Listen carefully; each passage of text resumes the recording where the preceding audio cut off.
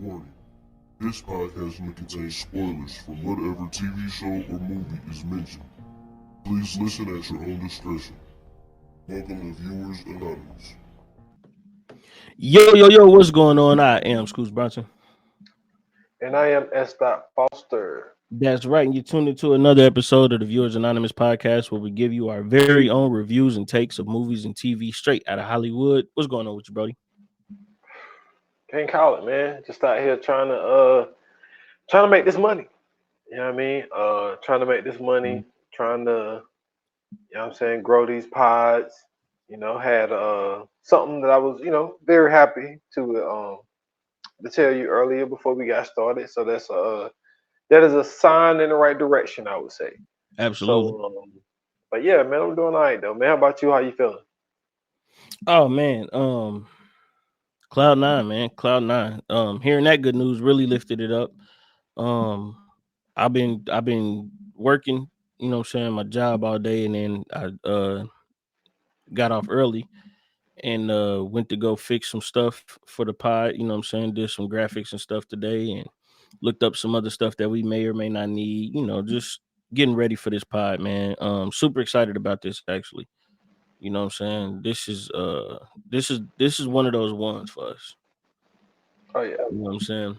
This is definitely one of the ones that, we usually this is the one thing that did surprise me though, because usually we talk about like these type of, joints. We talk about these off pod, but this one I was holding back as much as possible because I'm like, bro, I can't. I told you yesterday, I'm like, bro, I cannot wait the pod, bro. I cannot wait because nigga, sheesh. But nah, man, today was cool. It was raining all goddamn day today, bro. Wasn't a fan of that. Well, it didn't rain all day, but it was overcast all day. And like we had so when I woke up this morning, because like South Carolina, dude, it's like the weather shifts so much down here that you gotta check this shit every day.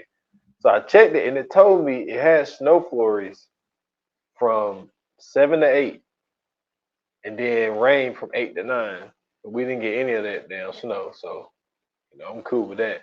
But then, like, it kind of got a little bit of rain today, but it was just overcast. It was just, you know what I'm saying? It was just gloomy all day. Like, today was one of those days, man. Just want to lay on the couch, man. Like, it was just ugly, nasty, like all that type shit. So I feel you on that. Yeah, man. It's, it'd be like that with this weather, man. But listen, today is a special episode. We don't usually get these, ladies and gentlemen. These don't usually come in when something so I don't want to say the word hot because like that's kind of a sick ass way of saying it, but like something so polarizing, that's a better way of saying it. Something so polarizing, you know what I'm saying, shows up at our door. We usually don't get the second part to that. Like we don't get another part to that. So it's usually that and that's it. So Max has gifted us, you know what I'm saying, late Christmas present with The Curious Case of Natalia Grace Part 2, Natalia Talks. Off of the first docuseries or the first season, I guess they broke it, or part 1. Let's say part 1. Off of part 1, right? How were you? What was your thoughts going into watching this? Well, going into this and where we left off, I remember at the end of that pod that we did last year, I was like, yo, even with watching everything that we watched and the information that was given, I was like, I still don't know what the fuck is going on. And so going into this one, I was thinking like, okay, maybe with 6 more episodes, I may be able to come up with some kind of answers.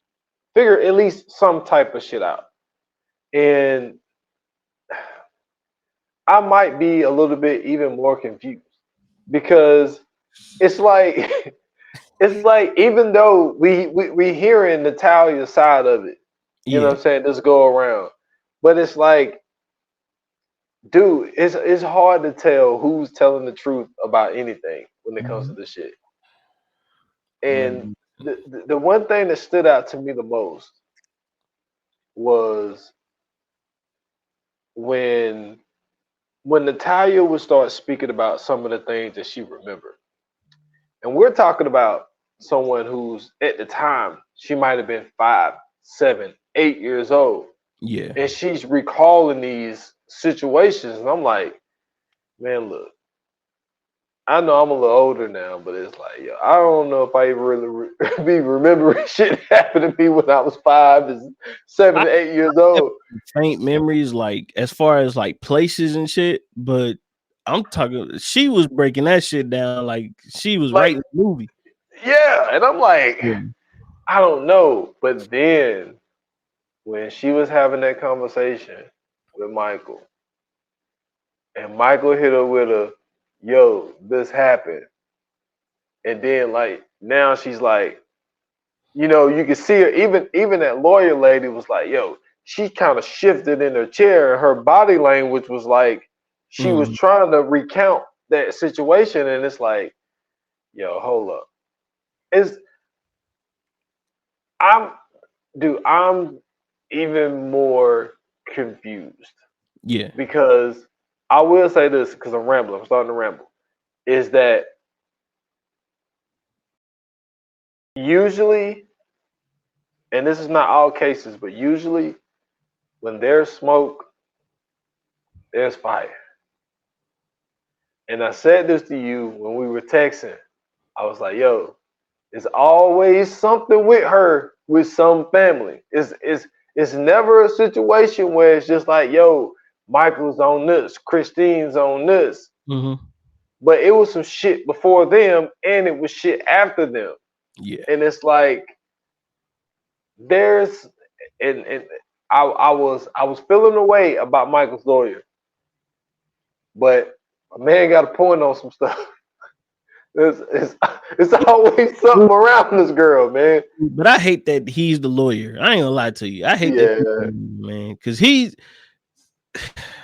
I don't know, man. Is okay. So real quick for the just to you know what I'm saying, give a little a memory jog, man. The Curious Case of Natalia Grace was pretty much about a young disabled girl who was a immigrant orphan, and she was adopted by the Barnett family, and well, she was adopted by two families before that. She was then adopted by the Barnett family, and once she became adopted by the Barnett family, some things happened. The mother and father kind of neglected her and abused her. Well, they kind of neglected her. They definitely abused her. And some, They re-aged her. yeah, they re-aged her. Which we got to get into that shit because Hmm. yeah, so they re-aged her. They left her out to live on her own, even though she was disabled and she technically was supposed to have a caretaker. And she was basically doing all of this shit at the age of 8, 9 years old, maybe 10 years old. Um, and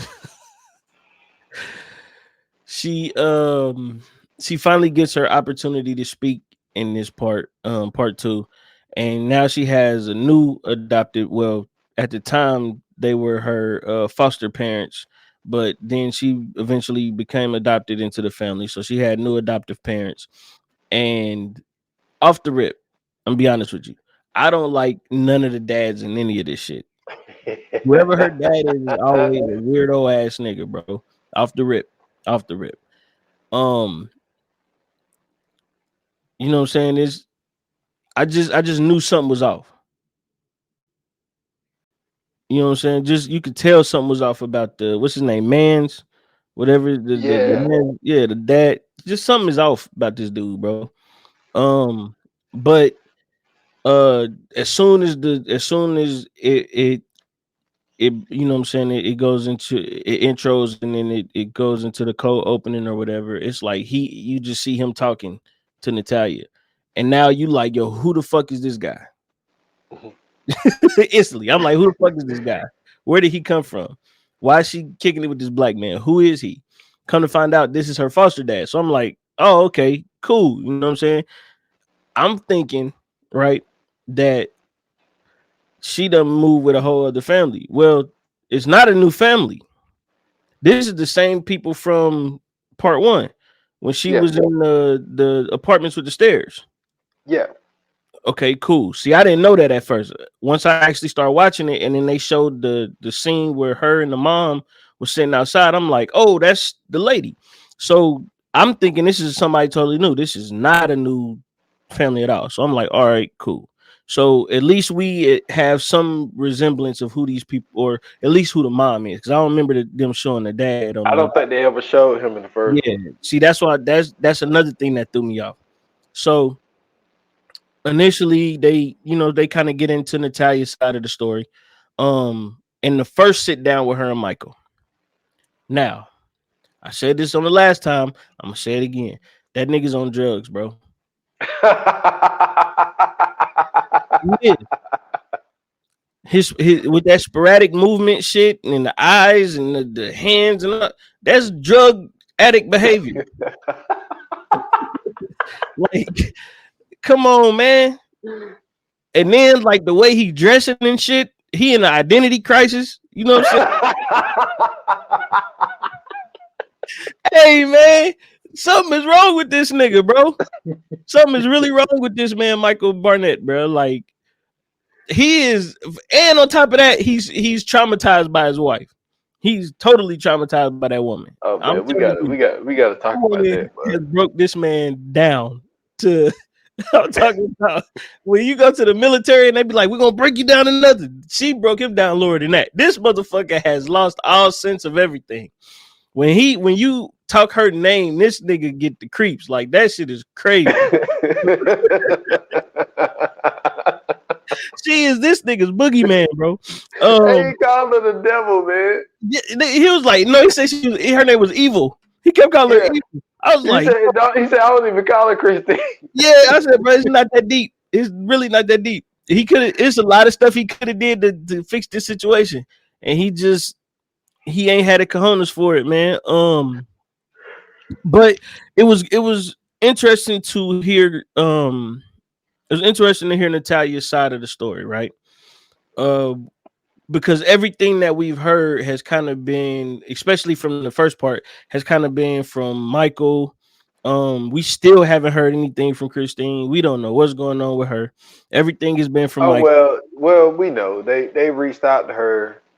I felt like they said a number. I think they said some shit like they reached out to her like 10 times or some shit that. The first part they did. The second time it was 4. She was like, "Fuck y'all, I ain't got nothing to do with this shit." So, you know what I'm saying? She don't obviously care about clearing her name or none of that shit. So, what's that one thing? She did that shit. You know what I'm saying? She did that shit for sure. But what's crazy about this is you also get a chance to see like how later on when everybody kind of knows the story and kind of figuring out what's going on, you kind of see like their not just their reactions, but I think they're realizing the shit that was happening as well. Like they kind of playing it back in their head too with everything that's happening or happened. I'm sorry. And perfect example was the neighbor. When she went to go sit down with the neighbor, and the neighbor was like, yeah, I was scared of Christine.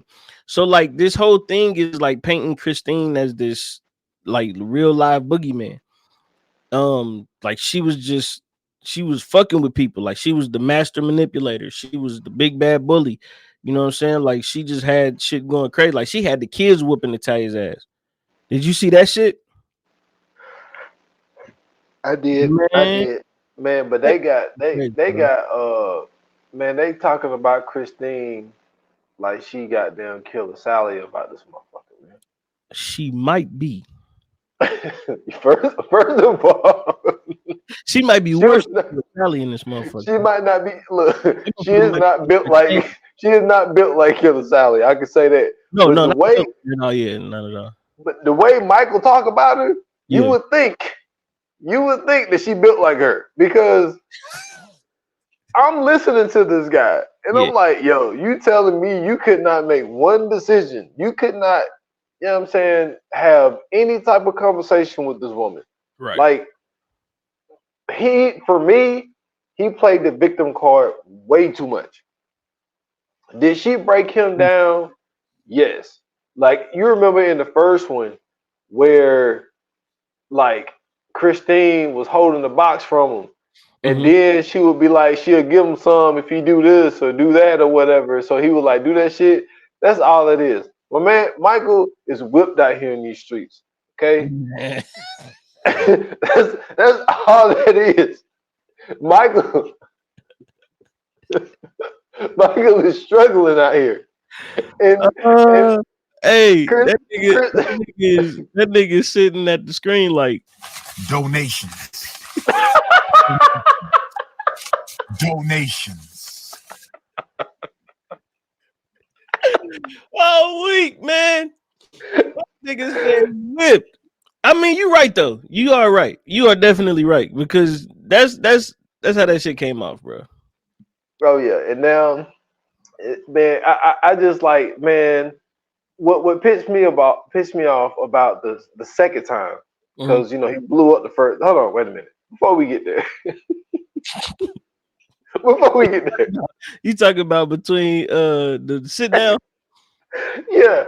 Yo, I'm with you on what we said off camera. When the man's dad was like, yo, look, you can talk, but we don't need no cursing. And my man said, yo, down, bro. Like, man, you don't get the fuck. Yeah, bro, you ain't got shit to do with this, my nigga. Shut up. Man, first of all, I would have looked at him, man, fuck you, man. You ain't gonna be trying to tell me how to talk. This girl is 30-something years old now. You know what I mean? Like, nah. You ain't gonna tell me. Bro, no.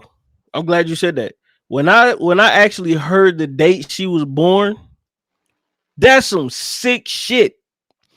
They said they changed her birth year from 2003 to 1989, my nigga. That's fucking crazy, bro. 1989, bro. Me and that bitch is the same age for me.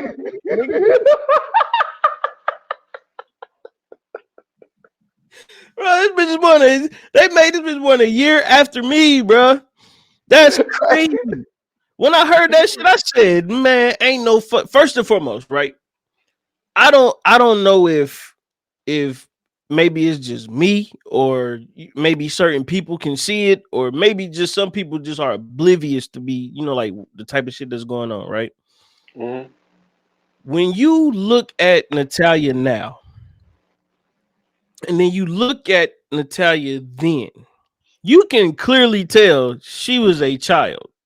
Yes, clearly. That's obvious, right? Super obvious. Who looked at her and was like, she's 33? I mean, no, what they said she was 20, 18 or whatever. Yeah, she's a teenager. She's grown. She's an adult. Who seen that and was like, no, 22, that's what it was. She's 22. Who looked at her and said, yeah, she's 22? And just facially. I'm just talking about facially. What 22-year-old looks like a fucking 5-year-old, bro? Even Andy Milonakis looked like a teenager at 40. That's cool. I get it. He looked like a teenager. But we wasn't like, we was just like, this is a badass little kid. And then when we find out this nigga's older, we like, oh, this nigga 40. So cool. But she clearly, bro, like everything indicated child about her. Even her thought process was just childlike shit. Like she going outside and like even in part one when they was talking about the shit she was doing, like she going outside playing with toys. Yeah, she's a fucking kid. That's the shit that was confusing me. They was like, yeah, this grown lady just keeps coming over the play. I'm like, nigga, she's obviously not grown, bro.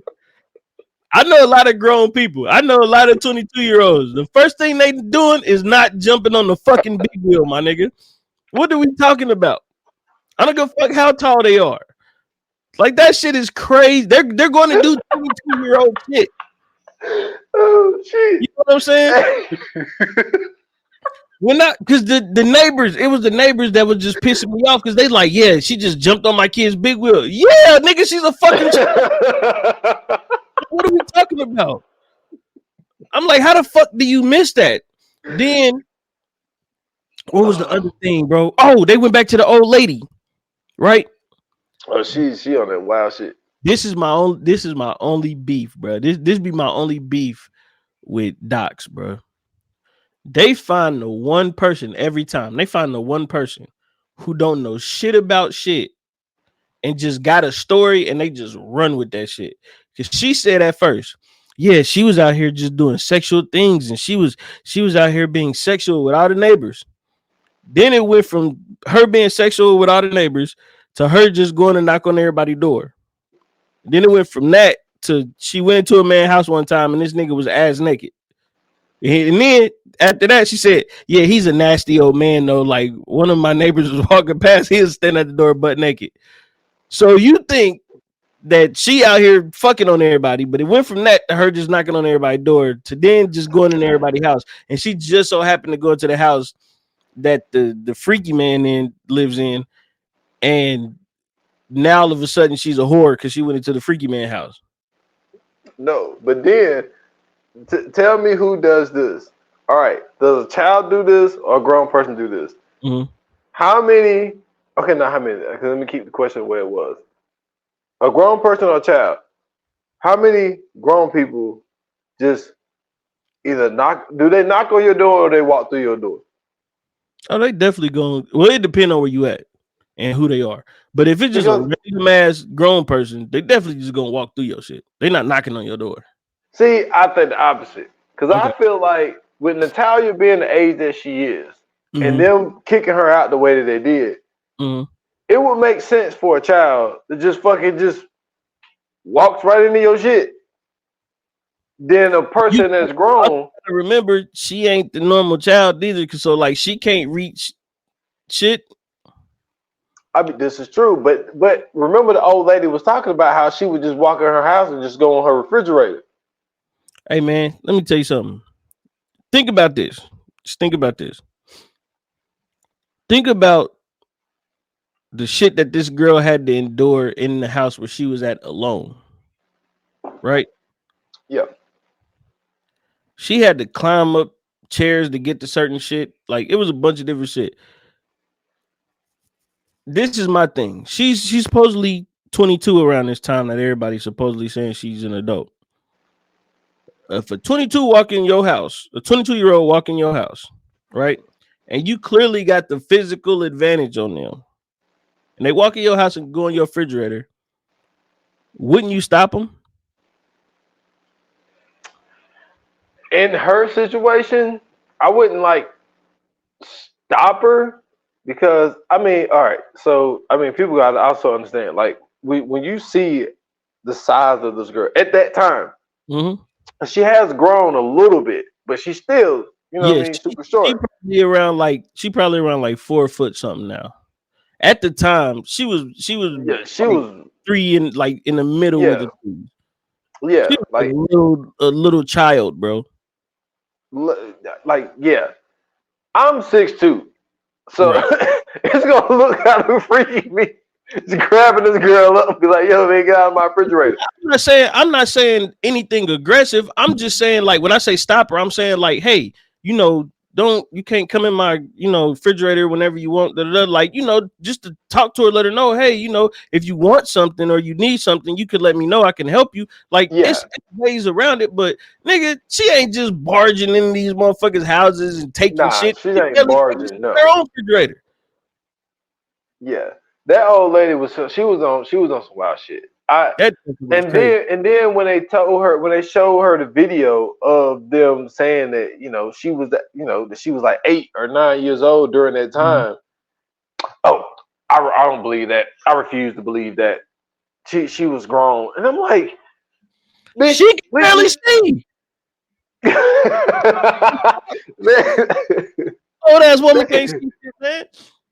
Man, they gave this woman proof because they did that thing where I don't know, some kind of age thing or whatever, where they could take your DNA and they could get an age.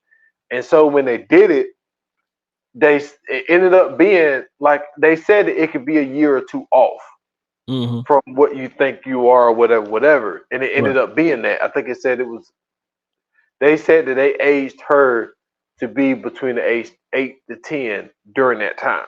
Nick, no, not only did the DNA test do that, when they went to the dental, when they did their dental records, he said the same thing. He said 9 to 10. And he told the Barnetts that he said they completely disregarded what he said. Yep.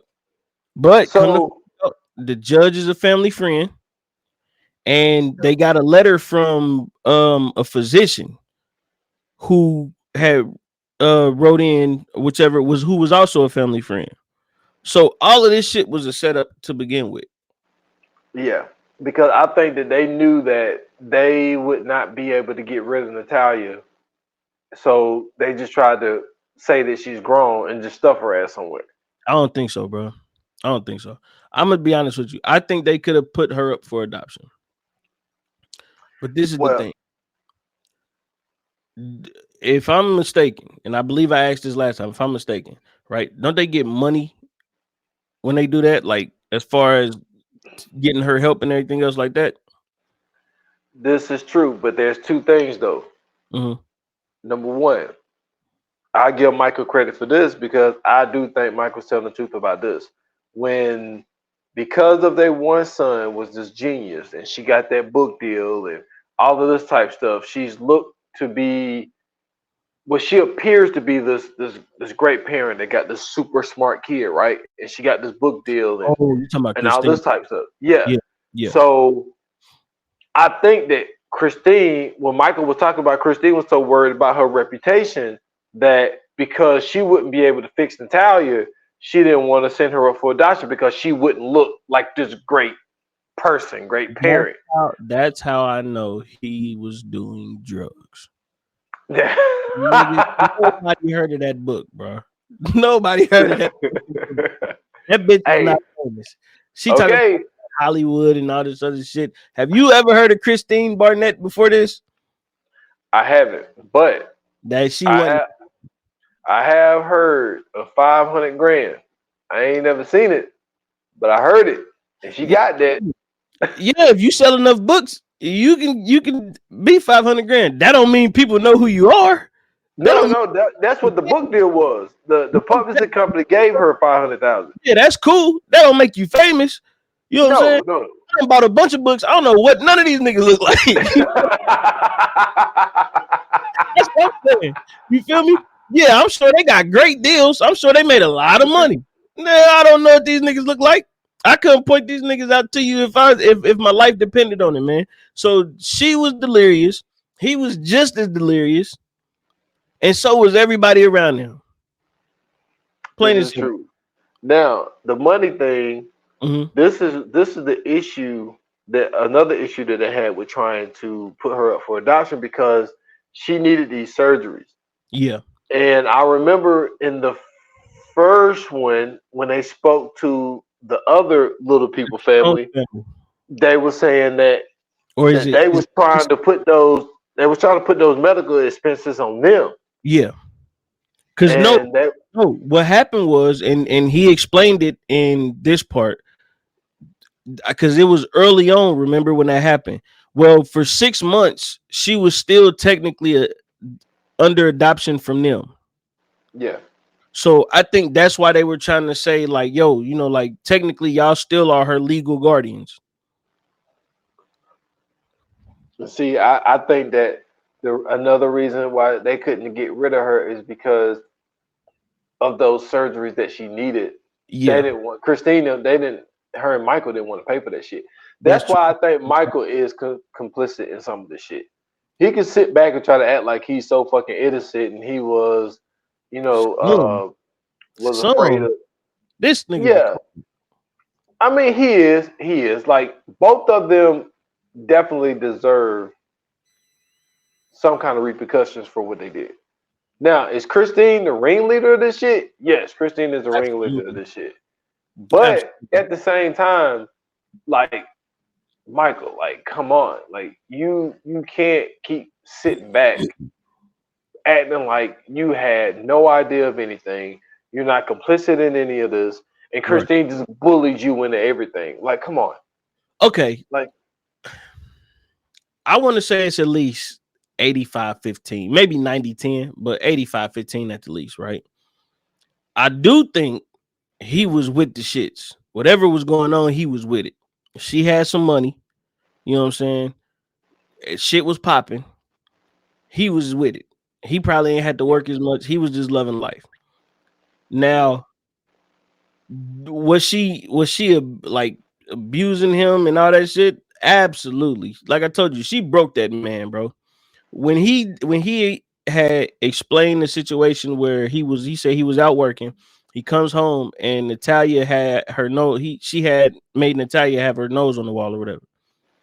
And soon as my nigga walk in the house, it wasn't no "Hey babe, how you doing?" or a hug like "Hey, a kiss," nothing.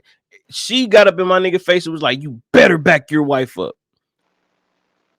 Let me tell you something, bro. I've been working all day. I don't got time for this right now. You gonna have to put this shit on pause. I'm tired.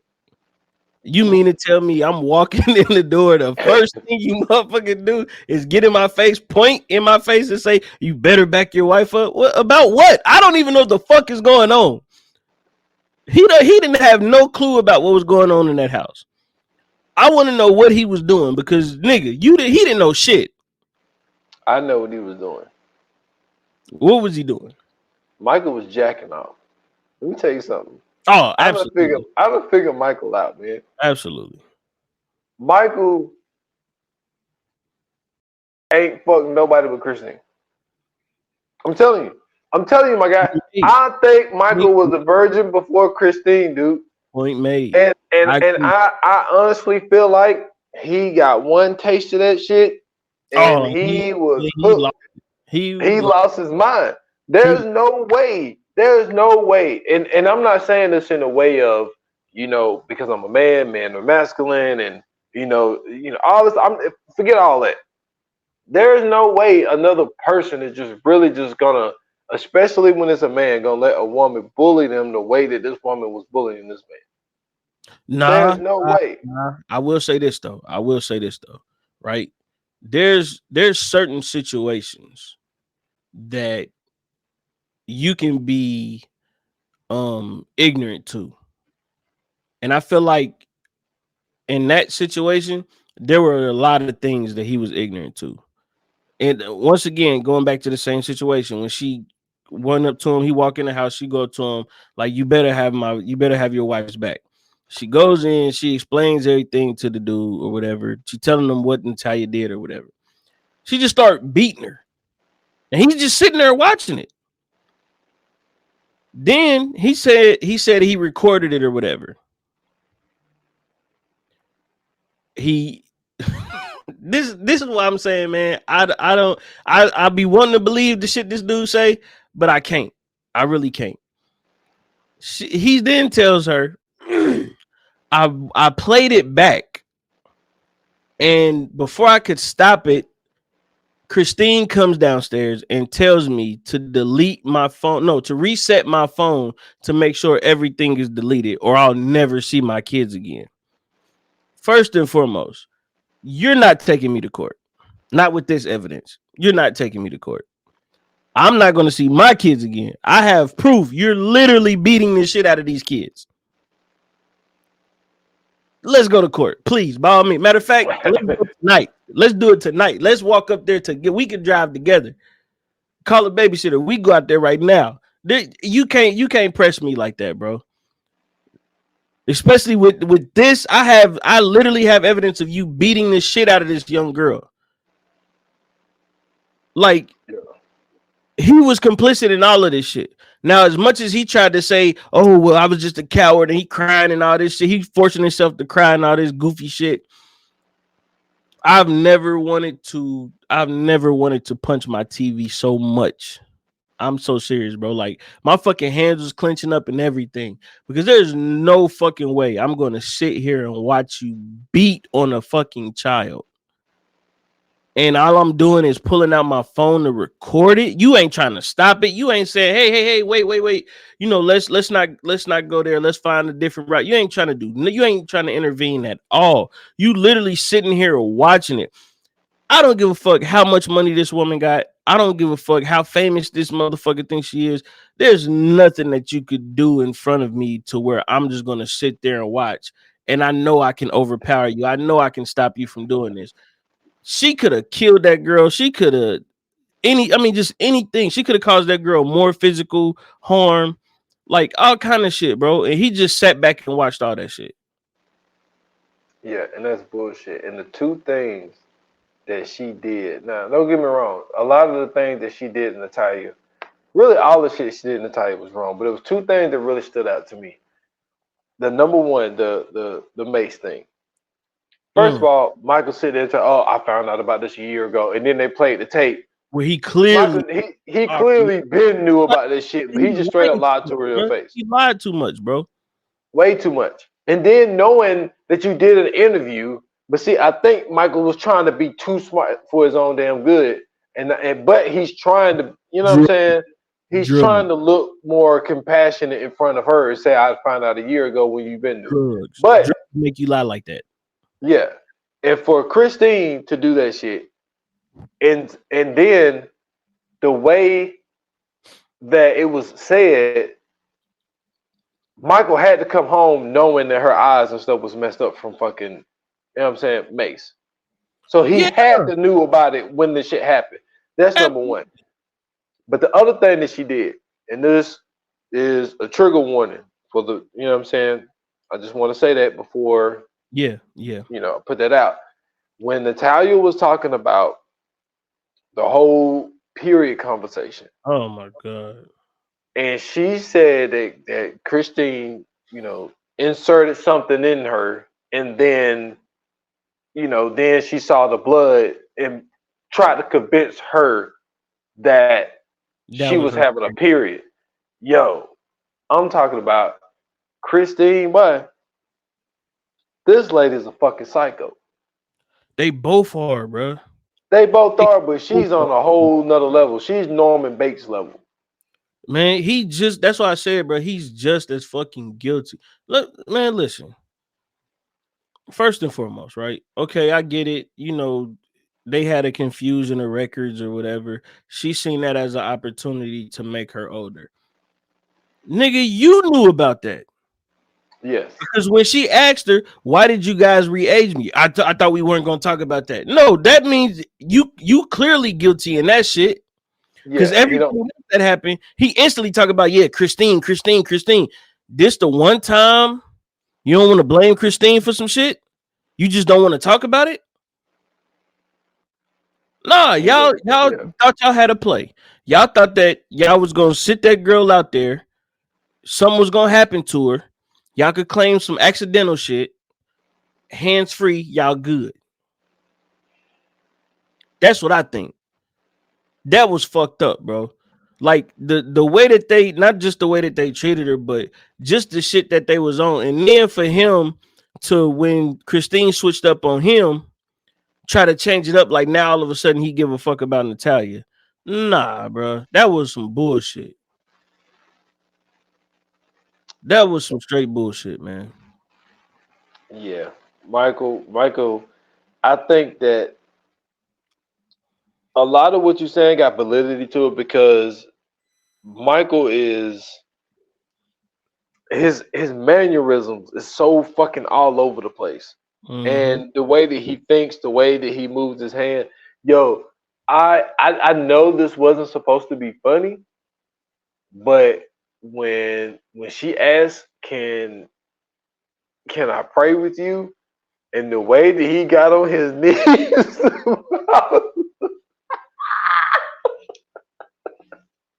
I've never in my life seen somebody get on their knees like that. I'm like, what the fuck are you doing, dude? Michael, he's such a fucking weirdo. But I had a button I was about to push, but I'm not gonna do that. Hey, listen. I know. Yeah. I hate to say, and I think I know what you gonna say. Yeah, but listen, bro. I don't know if we got this. I don't know if we got this. Yeah. But when I seen that shit, all I could think about was fucking Blue Street. Mm-hmm. And he says, all I can tell you about this guy, Miles, that he's gay. Gay. Hey, man. Hey. I said I told you when I seen it in part 1. I said that man is not straight. You did say that. Man, that man he has some demons. Do you hear me? That man has some demons that he is fighting. I don't know why he's scared to come out the closet. Whatever the case may be, I don't if he don't feel like doing it, he don't feel like doing it, whatever. But I pray that man lives his real life. It's okay to be gay, bro. It really is. Nothing is wrong with it. Live your life, my nigga. You fucked up. And I'm gonna be honest with you. I'm for real when I say drugs, bro. I think that guilt drove that motherfucker to drugs, man. Cause that he has too much sporadic behavior. The shit like the over the top shit. And I grew up around drug addicts. I got a lot of drug addicts in my family. You know what I'm saying? Yeah, I got a few. Yeah, bro, I got a few. They got some Michael behavior, bro. Be honest. Michael was wilding, man. He was wilding, but it was a lot of shit in here. I tell you something that I do believe both of them. And I think that what Christine was trying to do was, I think she was trying to kill two birds with one stone with the one guy telling him that she seen Michael and Natalia in sexual acts or whatever. Mm-hmm. I don't think that ever happened. No, I don't think that ever happened. I think that was just Christine trying to, you know what I'm saying, manipulate that whole situation to try to kill two birds with one stone by telling another person. No, I'm gonna be honest with you. I don't even think it was that. I not the fact that she was, you know what I'm saying, that the killing the two birds with one stone, you're right. But I think it was killing two birds with one stone because she tried to set Natalia up with an adult, knowing that girl was not an adult. Yes. And when it fell through and it didn't work, then she tried to say or let him know, oh, I think that they're having sexual relations. So now, you know what I'm saying, shit looked kind of different. Now it's a reason why she's saying that she thinks she older. Now it's a reason why she was trying to get her hooked up because she was trying to get her away from her husband and all that weird shit. Listen, I don't think that Christine is that bright of a person to be able to conjure all this shit up. I just think everybody around her was dumb. I'm be honest with you. Everybody around her was dumb and naive because even the neighbor, the one lady with the horrible tan, she was that motherfucking tan was killing. Hey, boy, we know who she called for them tanning tips, but that was killer, bro. When I seen her, I was like, God damn, stay out the sun. You need to go back in the house. But yeah, like when she was just saying, like when they were just when her, I bet say when her and Christine, when her and Natalia was talking, she was just like, yeah, you know, she basically broke down like, yeah, I was scared of Christine. Scared of Christine for what? What could she have done to you? Yo, when they was having that conversation, and she was like, yo, you never thought twice to just even try to double check on some of the shit that she was saying? I mean, yeah, like you didn't question none of the shit she said. She just over here telling you all this shit. You ain't none of this shit seeming iffy. You just taking her word for every motherfucking thing. She done lied. She done came over here and told you about her husband. She done came over here and told you about this kid that they just adopted. And mind you, this is supposed to be the Hollywood writer lady. That everything's supposed to be so perfect. And you ain't curious about none of this shit. You just going with it. Cause she got $500,000. That's crazy. Yeah, that was some sick shit. But that's hilarious. You brought up a 10 because I had noticed that she came out that door. I was like, what the fuck? Nah, this thing it went all over the place, man. It went all over the place, and it's just I think that the conversation. First of all, the first time because I never got to really finish that point. Like the first time when Michael, I think Michael used old dude.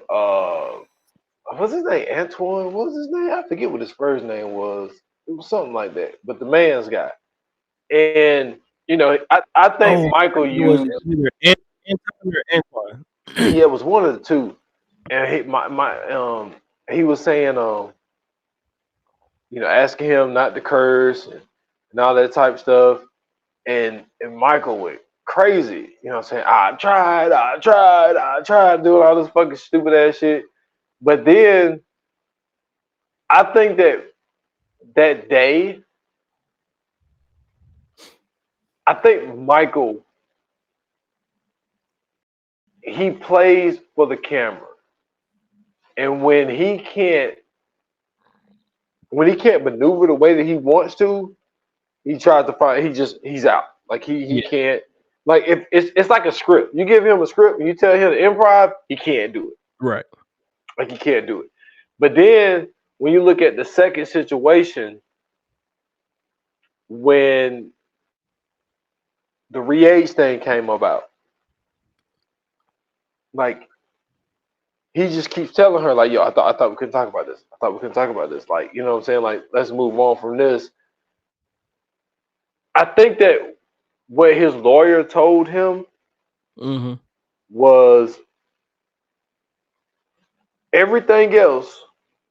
We could say Christine. But this is the one thing, because I think the reason why, I could be wrong at this, I don't know if there had to be papers that had to be signed to say that she was older. Yeah, remember they had a whole court thing about it. Michael had to sign. So that's why. Remember, they was at court. She was never involved in none of this shit. Natalia was never around for nothing. They didn't bring Natalia in to question her. They didn't investigate anything. They literally went off of that letter, and then whoever the judge was a family friend. And when they went in there, that shit went quick. If you go back and watch part 1, they tell you that shit went quick. It didn't take too long. It didn't take long for none of that shit to go through.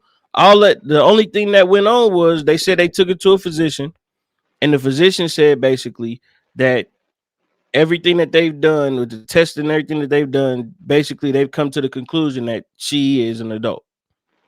Around that, and that's when they had put her in that what do you call that facility? It was a mental facility. Yeah, a mental facility. So that's when she was in there, and then when they aged her up, they put her in the in gym pop. Really? Well, no. Remember when she was only in there for a month. Shit, only. I mean, to be that young, that only is a long time. Absolutely, for a month. Absolutely. No, that's not what I'm saying. She was only in there for a month, and they called her and was like, "Yeah, what are y'all talking? Ain't nothing wrong with her." Like and even then, remember they kept saying, "There's nothing wrong with this child." Yeah. Even they knew this wasn't no grown ass woman. So what's that lady's name? Because I'm so glad that they had her on here. Beth. I'm so glad that they had her on here, because when she was talking about the way that they had pretty much planned this shit, right? They were saying that the way that they looked at it was the age was 22. Why would the age be 22? Because at 21, it would kind of be the same thing, right? putting her at 22 basically would have they thought putting her at 22 was going to be their way of getting her out and letting her be free, because up until 21 or whatever, you still are liable for the child. Well, when she had broke it down, she was like, yeah, but the laws tell you that with her condition, yeah, she still needs a guardian around regardless. Yeah. You know what I'm saying? Because her living by herself could anything could happen. You know what I'm saying? Like, that's detrimental.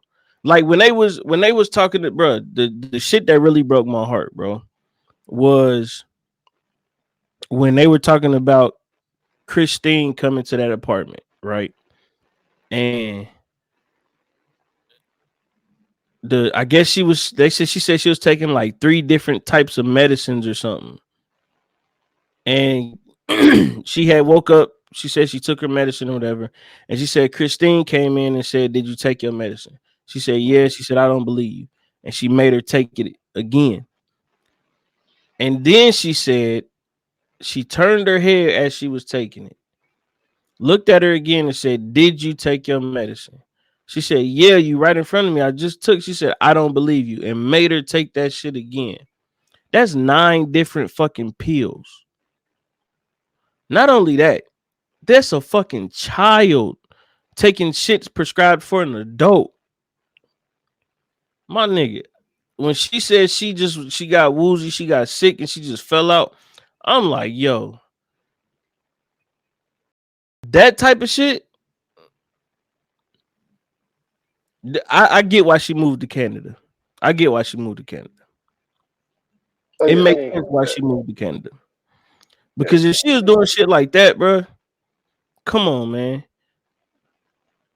That's fucking crazy. And this nigga just don't know. He just don't know shit. He just riding around in his cars. Yeah.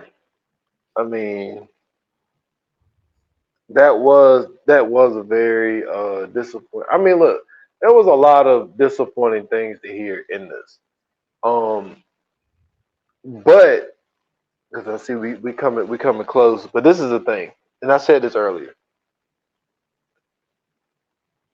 With all of the bad and sad things that happened to Natalia, because Mhm. all of the shit was bad and all of it was sad, and I hate that people are taking advantage of not only just a disabled person, but also, an adoptee where the mother signed her rights away from this girl. Right.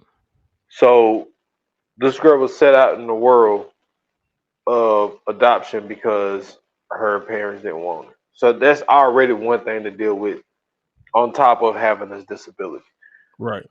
But to be abused and taken advantage of the way that she was is wrong. All that type of shit. I want to get all of that out before I say what I'm about to say. Mm-hmm. But with that being said, just from what I take from season 1 and season 2, I feel like,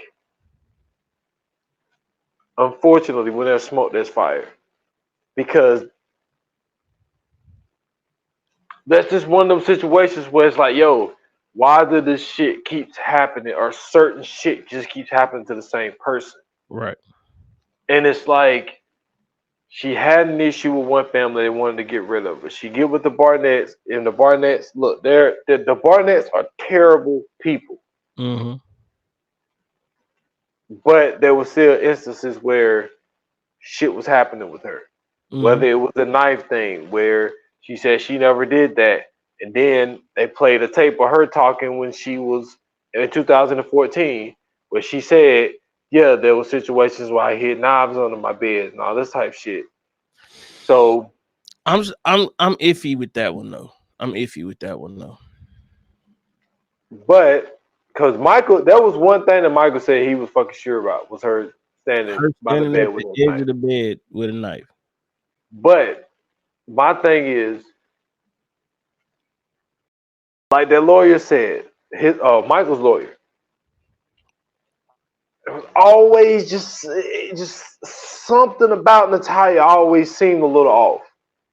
And then we get at the very end of the shit when you think this shit is over. We What? sitting there thinking, we thinking this thing is over. You know what I'm saying? You look at the You ain't timestamp. gotta Oh, this set is it about to right. be over. Set it up right. You gotta set it up right, man. Cause what? Yo, right when you think it's over, you see thing come across the screen. Producers said they got an unexpected phone call 2 weeks later after the man adopted Natalia. Bro, let me tell you something. The way that they put that shit together, that was possibly the greatest ending to a documentary ever. They had the heartfelt day where it was adoption day. They had shirts made and shit, family all around at the courthouse hugging and kissing. She excited. She got the papers. That screen went black, nigga. That shit. Anton and Cynthia gave us a call. And that phone call shit started playing. And then they got the drone shot just zooming in on while she's sitting on the shit in the punk rock outfit. I was like, oh, it's going down. That nigga said, man, I don't know what's going on. She's never been like this before. I mean, she's just going off of just a bed of lies. Cynthia's like, yeah, I mean, I don't understand. She just turning her back on her family. They go back to him. He like, yeah, I mean, she's done things before, but nothing like this. We're done with her. We're done. I said, oh my God. I told you when I seen that shit, I said, nigga, I can't wait for part 3. Yo, That shit is crazy, bro. man, I hate to say it, but when there's smoke, there's fire, man. It's something is traveling with this girl. I don't know what it is. And now, like I said, the Barnetts are wrong. Mm-hmm. They did this girl wrong. But there is something there. And I'm not saying that it warrants to whatever Christy was doing to her, whether it was macing her, abusing her, putting things in her, making her sit in her urine, or all that other stuff that Christine had her doing. I'm not saying that Christine was right at any of this, because none of that shit is good parenting. None of it. You know what I'm saying? That ain't the type of shit that you do when you're trying to punish a kid. You know what I'm saying? You take shit from them, like, you know, like shit, whatever your tactics are. Man, you got $500,000. You can't take it to the doctor, a psychiatrist, nothing. Yeah, like there's other ways to handle the shit, but for the man family to be just so in love with the girl the way that they was, and then they was like, as soon as she get, because it felt like the way they making it sound like she manipulates you to adopt her, and then as soon as they do, once you are, well, she is y'all responsibility no matter what, because now y'all stuck with her. Y'all stuck with her at this point. Yeah. So maybe my question to you is, did she put up an act to get adopted so somebody would be responsible for her? Well, looking back on everything, especially after saying that, looking back on everything, there was a small part in the doc where they were talking with the daughter, one of the other daughters from the man's family. And she was saying, like, you know, she had done something to me, but, you know, she didn't know any better. And she quickly was like, yeah, but, you know, she was like only 10. She didn't know any better. And then before that, it was the thing where she had bit the little girl while she was in the crib or whatever, or in the bed or something like that. She bit one of the kids. And then before that, she was on the video like, look at what she said, look at the pain in my butthole, or pain in my butt, or something, pain in the butt or something she was calling her. The little baby in the what the fuck is that thing called, man? The playpen. The little baby was in the playpen, and she was recording the baby in the playpen, calling her pain in the butt, and you know what I'm saying, this is everybody's pain in the butt or whatever like that. when I seen that, right? At first, it was like, yeah, that's kind of off, but that don't seem too far fetched for a kid to say. That's like some kid shit to say, Yeah. right? You know what I'm saying? I done heard people call their siblings pains in the butt and all that shit. I mean, that motherfucker could be a crybaby, all kind of shit.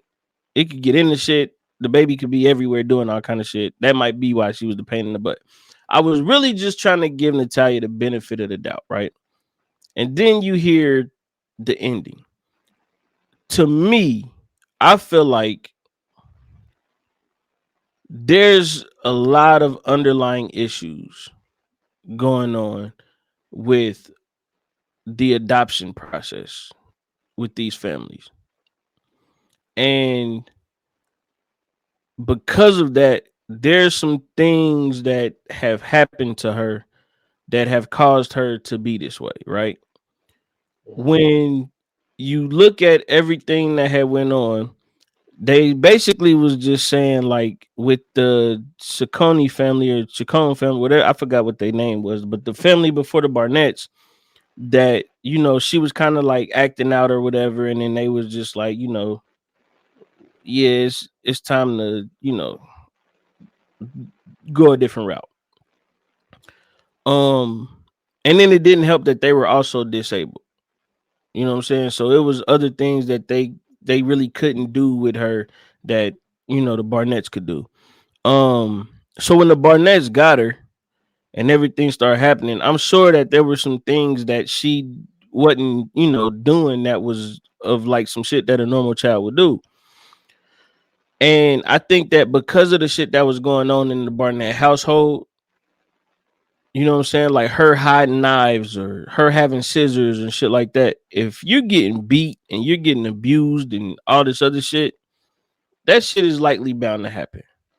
Now, it ain't too much she could probably do with that shit because she was saying like she can't even close her fingers. Yeah. So it ain't too much she could do. Like, even that's why when he kept saying like, yeah, you had a knife at the edge of my bed, like, fam, what was she gonna do? You thought she was gonna fuck you up with the knife?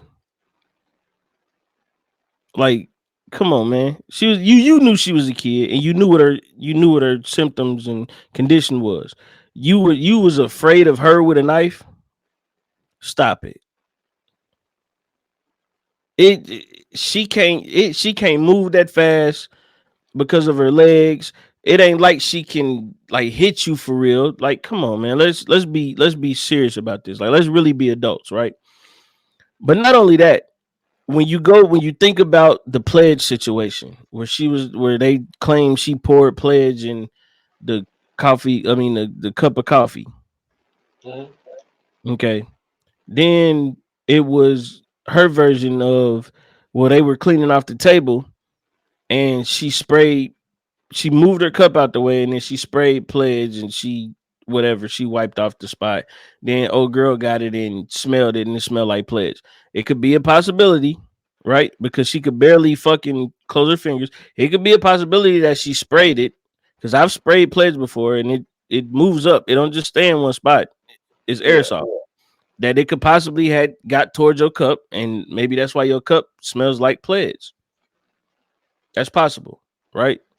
And then her the beating her, like you said, making her sit in her own urine, forcing her to put a tampon inside herself, like all of these different things. I'm not surprised why she probably acts the way that she acts. She's been abused. She's been traumatized. That's what traumatized people and abused people do. Just like when they tell you, like when you at school and you got a bully, he's probably getting bullied at home.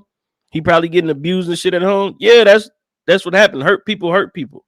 So I'm not going to be surprised. Like I said, I think there's some underlying issues that we're going to find out about if there is a part 3, if they come out with this part 3, that we're going to find out that we might actually find out the truth in part 3, that these motherfuckers really did a number on this girl. You know what I'm saying? Like, they really did a number on her. And I know I'm kind of leaning more towards Natalia's situation, but for her to be a child and have went through what she went through, and to get all the way up into this point, and then they talking about like, yeah, she's manipulative. Look who she was with. She was with Christine Barnett. That motherfucker was super manipulative. Yep. You see what she did with Michael? They in the car, she yelling and screaming and going crazy. He finally had enough of it. He turned and said, "Bitch, shut up or I kill you." All of a sudden, her phone out, she recording shit. Then she turned around and tell the kids, "Daddy's gonna kill you, but I'm gonna protect you." Who says shit like that? If that ain't some creepy shit to say. Yep. When the cops heard that, y'all didn't think that was weird? Y'all thought that the fact that he just yelled at her and said, "Shut up or I'll kill you" was weird? No, get them kids away from that bitch too. What the fuck are we talking? Let me tell you something. If we in the car and my mom turns around and says, "Daddy's gonna kill you, but I'm gonna protect you," I don't trust neither one of you motherfuckers. Bro.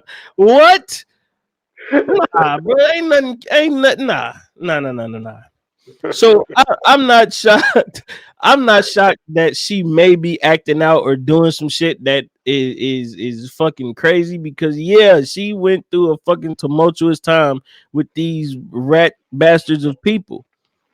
And I'm not gonna lie to you, this fucking Cynthia and Anton, I told you, man, motherfuckers was weird too. I told you I ain't fuck with the dad. I ain't fuck with him from the gate. Yeah. I'm not gonna be surprised if he put out some weird ass rules or something, and really it's just she don't want to go along with the rules, and now all of a sudden she, you know what I'm saying? Come on, man. Maybe they seen the play. Ain't that nigga? Wasn't he a pastor or something like that? He was a bishop. Come on, man. What better way? What better way to put yourself on the map than to be in a Natalia Grace story, and all of a sudden you move on up. And after you getting your move up, all of a sudden now she going crazy. Let me tell you something. I don't put nothing past people, man.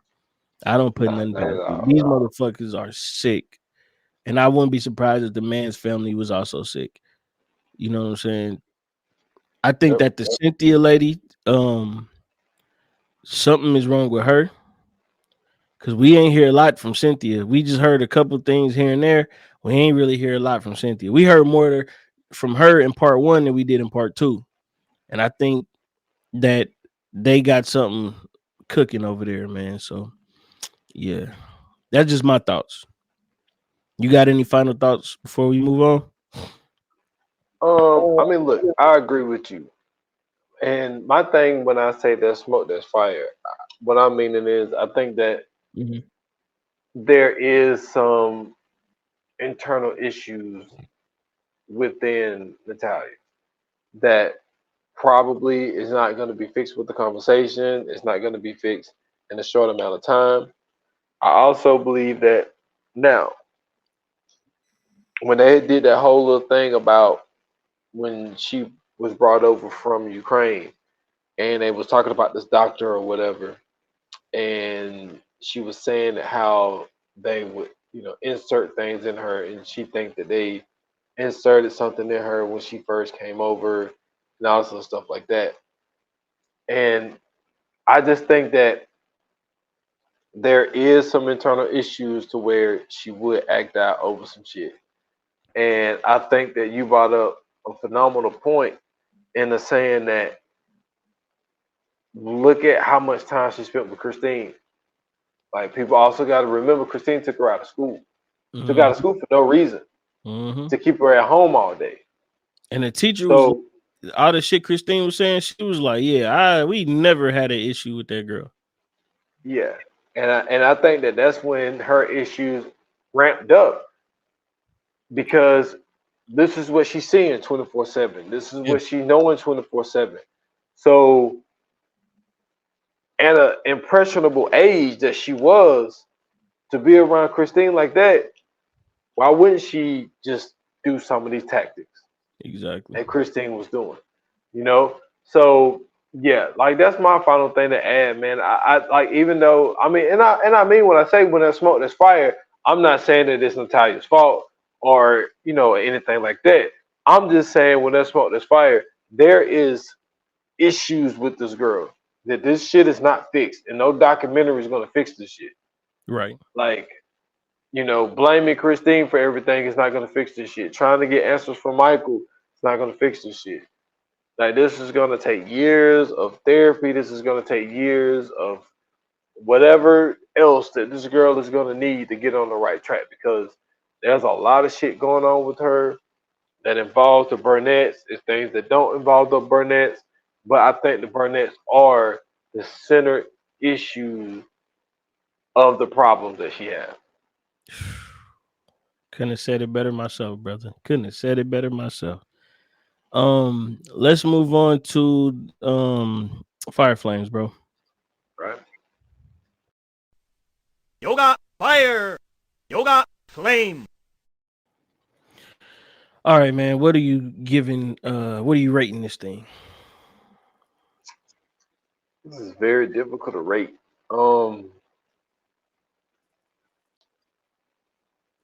I will say the first one,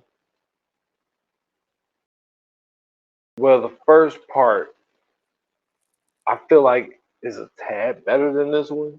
Mm-hmm. As far as information that was being told and all that type stuff. Um, with this being the way that it is, the way that they set it up and everything, look, it's I'm not gonna go 5. I'm not gonna go 5. But that setup at the end, but that shit almost puts it there, boy. Cause just that part alone, boy, was crazy. But I'm gonna give this, man, honestly, because the two sit downs, like you can't just like it was a conversation. So I'm gonna go a 4. Because both of the sit downs were weird as fuck. I know that's not necessarily the producers them fault. I mean, you just put two people to sit down and talk, so I mean, they can't really, But the information that was given, like going back to the old lady, I ain't like that old lady. I don't think we needed that old lady that lived in the apartment. That was pointless Yeah, to go back we to. did. We did not need her. We didn't get those two people back. Those the family that was in the first one. Mm-hmm. Where she went over to play with their kids and stuff, and then they kind of Yeah, pushed her off because the lady who said that she came and rode her kid's big wheel. yeah, like they didn't bring them back. So Yeah. yeah, I'm gonna give this a 4. I'm pretty sure I can't remember if I gave the first one a 5 or a 4.5, but Mm-hmm. yeah, I got to go down to a 4 for this. Okay, so I'm giving this a 3.5. And the reason I'm giving this a 3.5 is specifically for something that you pointed out. It was the sit downs.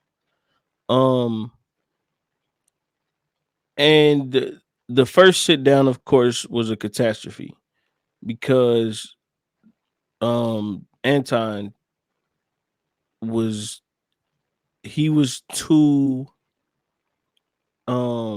emotionally involved, right?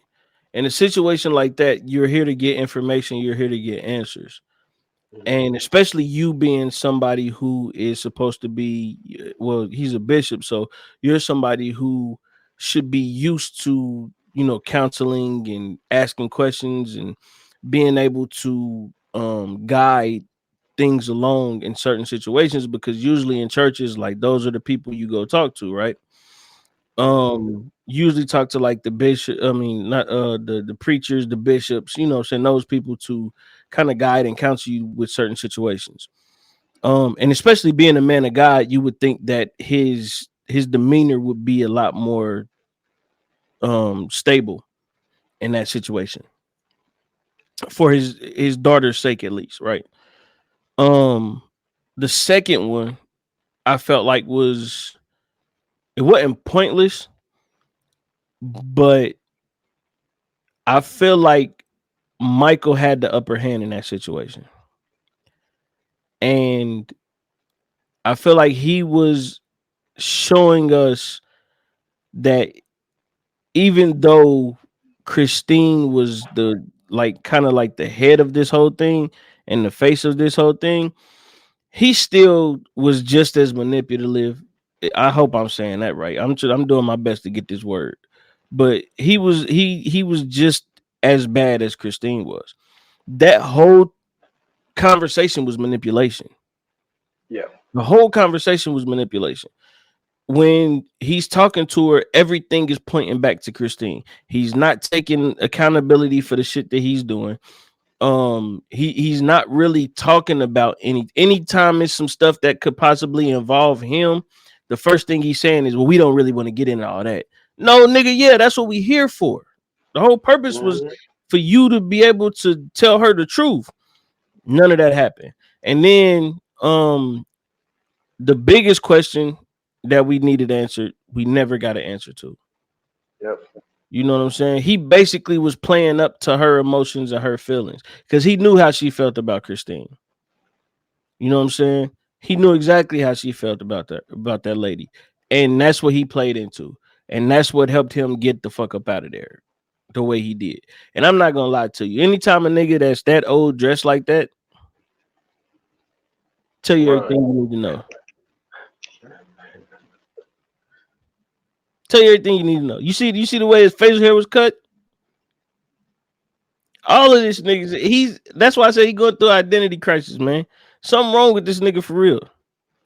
Dude, he could barely fit in that Mazda, man. Man, come on, bro. This nigga put his sunglasses on like hey,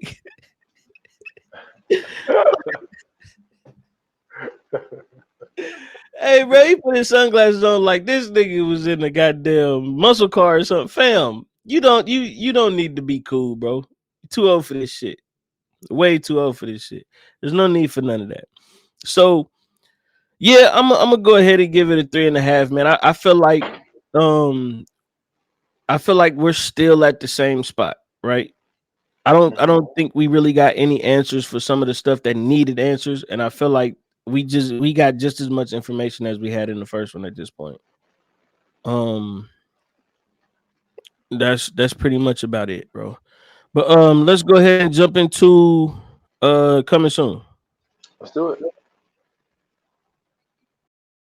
Coming soon to own on video and DVD.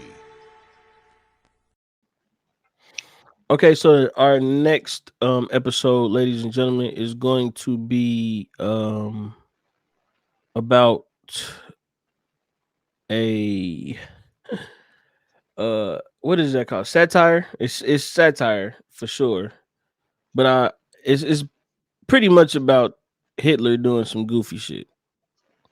I've seen clips of this shit a bunch of times. I've never actually watched it, but this will be my first time watching it. But our next episode, which is actually a fan pick, Jojo Rabbit, man.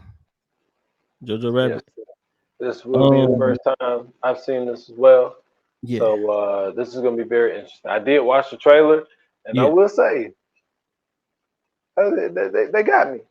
There was a few funny moments in the trailer that I saw. So we're gonna see how this play out, man. But this is definitely a fan's pick, and this was something that in your wheelhouse, I would say. Comedy, and they got Hitler in it. So yeah. Just to be clear, because it might be some new people watching this. I'm not a fan of Hitler. Clear that up real quick. I'm not a Hitler fan. I'm just, I watched a lot of History Channel at 2:00 in the morning, and that's the only person they usually talk about. So I just happen to, know a lot about this nigga. I read Mein Kampf. Yeah. So, listen, man. If you watched the second part of the curious case of Natalia Grace, and you believe Natalia, if you don't believe Natalia, if you are like myself and S-Dot, and you are just as confused and stuck as the first part, hit us up. Let us know on our socials. Excuse me.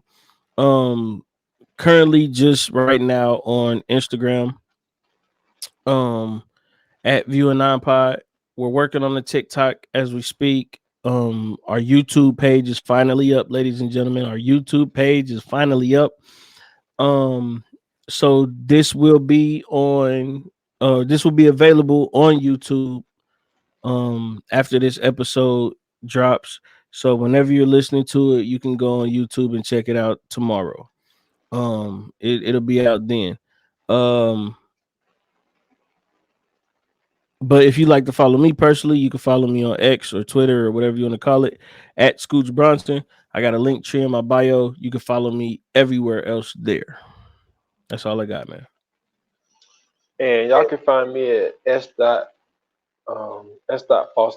on Instagram and on X at 28 minutes or less pod. That is just on IG. Follow the podcast, 28 minutes or less.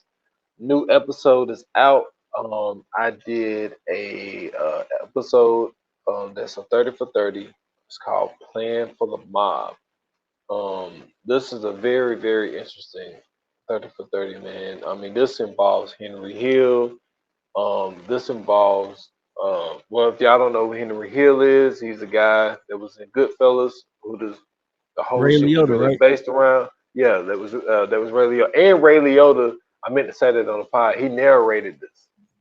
So that was even dope how they had him narrate it. But to think, I will give you this. To think that the only way they was able to get Jimmy Burke locked up was because my man Henry Hill just slipped up and said how we were using college kids to get bets, basically. Yo, that's how that whole shit crumbled. See, now in Goodfellas, there was only one scene where they mentioned anything about point shaving. That was when they was walking the one Marty guy to the car, and they got in the car and they stabbed him in the back of the neck. Mm-hmm. That was the only time they said anything about any of this shit. Yeah. But come to find out that is what got this whole shit fucked up. Well, he was a rat in the movie though, too, wasn't he? Yeah. Yeah. So that. Yeah. I mean, he's a rat, but this is the thing. They wanted him. Well, they didn't have anything on Jimmy. Like, they was surveilling him and all that type shit. But they couldn't get him. They couldn't catch him in anything.